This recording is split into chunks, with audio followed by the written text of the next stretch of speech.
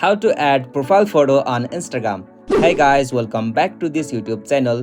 Today I will show you that how can you change or add profile picture on Instagram. So let's get started.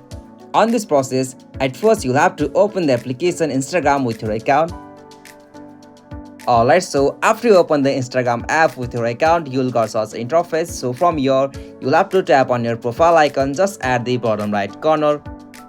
Alright, so simply from this profile section, you'll have to go to the option edit profile. So simply tap on it. Okay, so from the edit profile section, you'll have to go to the option edit picture or avatar. So from here, you'll have to tap on that option. Alright, so simply from here, you'll have to go to the option choose from library.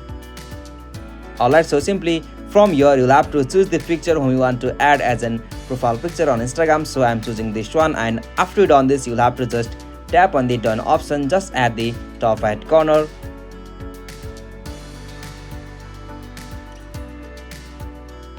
Alright, so as you can see, I have successfully added an profile photo on my Instagram profile picture. So this is the easiest and simplest method.